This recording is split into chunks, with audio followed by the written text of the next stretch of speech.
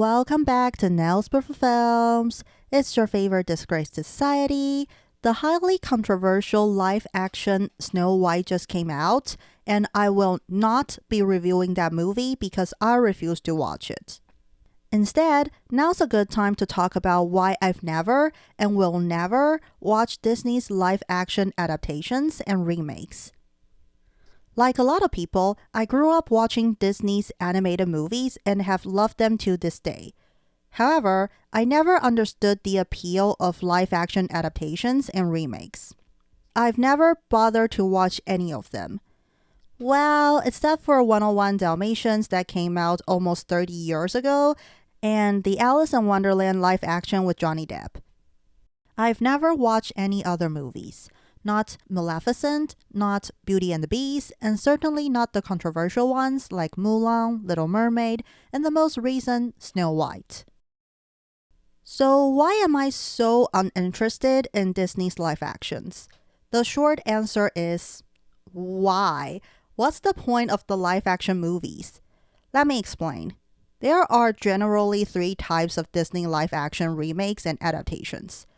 The first type is direct adaptations, where the live actions are basically the same as the original animated movies, just with quote-unquote real actors and backgrounds. Live actions like Beauty and the Beast, Aladdin, and The Lion King fall into this category. Normally, it's great when a live-action adaptation sticks to the source material. These live actions generally did well at the box office and are inoffensive. However, I never understood the appeal of these direct adaptations. Animation is a very versatile medium and not restricted by reality. From the dreamy, vibrant colors to the dramatic expressions, Disney animated movies are magical, especially for kids. So why would I watch the not-so-magical live actions when I can just watch the amazing original animations? From what I've seen, the live actions are usually grayish, and the characters aren't as expressive as the original. They just seem way less appealing than the animated films. Not to mention the strange case of The Lion King. How's that live action? All of the animals are freaking CGI. If I have to watch animated animals, why wouldn't I just watch the original? Besides, I always perceive live-action adaptations as lazy cash grabs. No offense to the people who worked on these films, I believe they did their best, but it's so lazy for Disney to take an old animated movie and rework it into live action. After all, why come up with new ideas when you can reuse old content and nostalgia bait the audience? This isn't something I want to encourage, so I would rather rewatch the originals than spend money on creatively bankrupt live actions that are way less magical. The second type of Disney live action is the loosely based on ones, like Maleficent and Cruella. The stories of these movies deviate greatly from the originals. I would say these are more creative than the direct adaptations, but I still don't understand the appeal. Why would I be interested in watching a story about the Karen witch who cursed a baby because she wasn't invited to a party? Or the insane chain smoker who wanted to turn puppies into fur coats? I understand that the live-action movies portray them with more depth.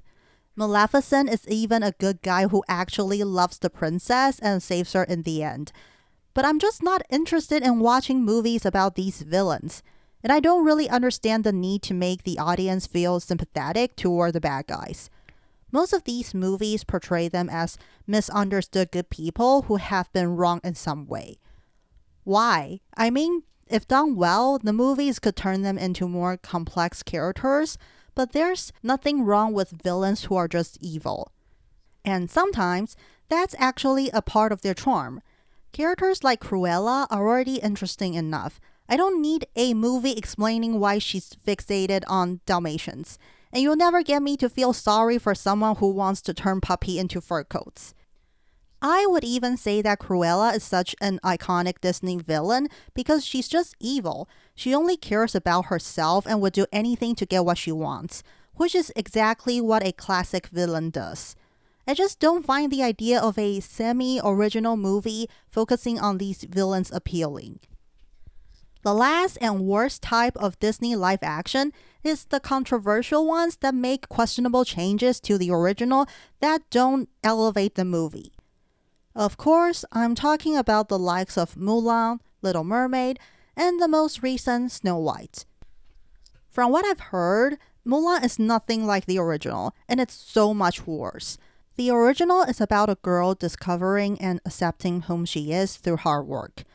In the end, she saves the emperor with the friends she made along the way, and the people around her eventually accept her too. But in the live action, she's a Mary Sue who's already awesome and doesn't need help from anyone. It was a movie that pleased no one. Fans of the original were pissed about the changes, and Chinese people were upset with its cultural and historical inaccuracies. And the thing is, Mulan could have been a good live action movie. While most other movies are based on fairy tales, the war setting of Mulan is more grounded in reality, making it a story that could work well in live action. But for some reason, they changed it into something barely recognizable and even introduced magic that wasn't in the original. Next, we have the weird cases of Little Mermaid and Snow White. First of all, there's the obvious race swapping. Race swapping is a very lazy and insincere way of doing representation.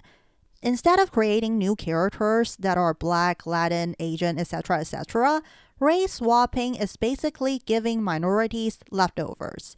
It's like saying you're not good enough to get your own characters and your stories aren't worth telling. So here's a white character we race swapped. Now praise us for being progressive. The thing is, Disney has minority characters.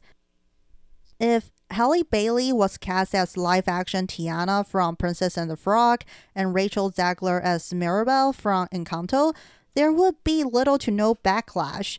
But for some reason, they are cast as white princesses, and one is literally named Snow White. I never understood the perspective that we need representation so that minority kids can relate to the characters. I'm Asian, and when I was a kid, I related to all kinds of characters. Male, female, white, black, Asian, and even animals.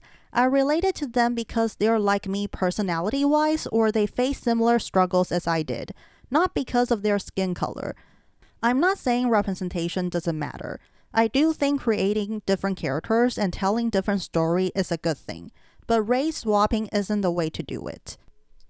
Besides race swapping, both The Little Mermaid and Snow White quote-unquote modernized the story for current times. As Rachel Zegler puts it, it's no longer 1937. Love stories are outdated and princesses don't need any prince. They can do everything by themselves. I never understand this sentiment either. True love is something almost everyone dreams of, regardless of gender and generation. It's not outdated at all. I agree that it's important for women to be independent, but that doesn't mean they can't receive help from others. Besides, some of the princesses are already independent. In The Little Mermaid's case, Ariel is an atypical princess. She's rebellious and disobeys her father to follow her dreams.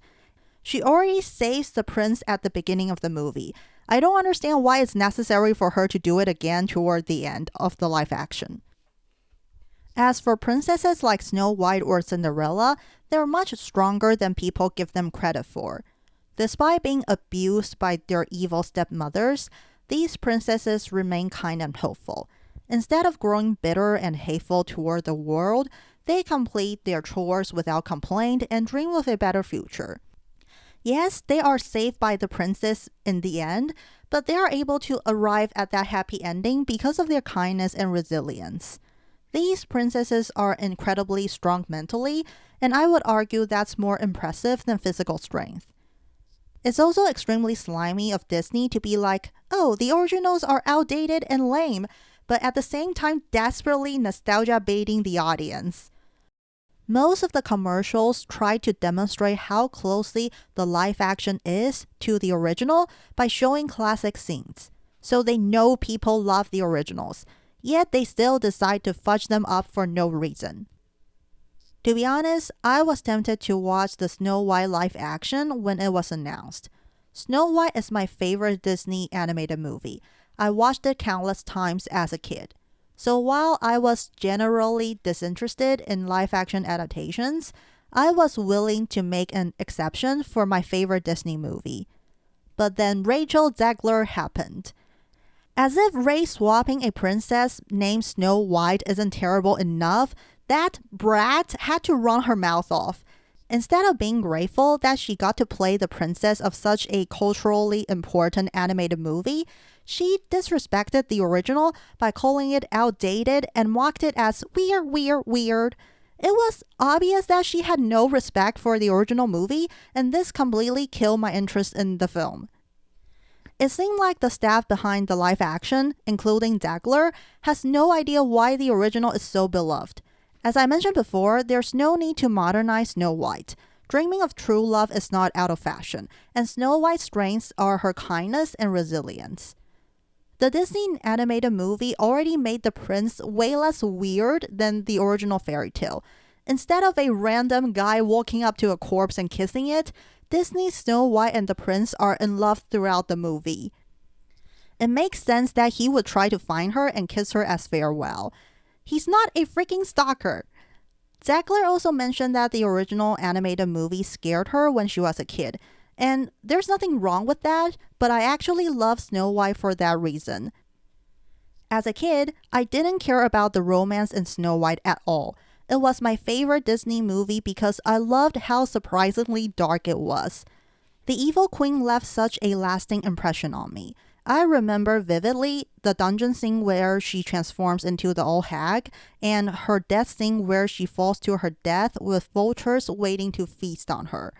But my favorite was definitely the scene where the witch jump scared Snow White by appearing in her window suddenly. No matter how many times I watched it as a kid, even though I knew it would happen, I got scared every time, and I loved it. Perhaps it was because Snow White was the first time I saw how dark a cartoon could be. I was absolutely mesmerized by it. To this day, Snow White is still my favorite Disney movie, and I'm beyond disappointed that Disney desecrated the most important movie in their history. That's basically my thought on Disney live-action adaptations. They're lazy cash grabs that are mediocre at best and freaking insulting at worst. Snow White was the only chance that I would give the live actions a try, and they completely blew it. Now I'm dead set on never watching them, even if they're actually good. Hope you guys like my review and nails. I did some of the important scenes and items from the animated film. Here are the magic mirror, the poison apple, the witch scene that always jump scared me as a kid, the vultures from the witch's death scene, and Snow White and her glass coffin. As always, like, subscribe, hit that notification bell, comment, share, do what you want, keep nailing it, and just watch the animated originals, people.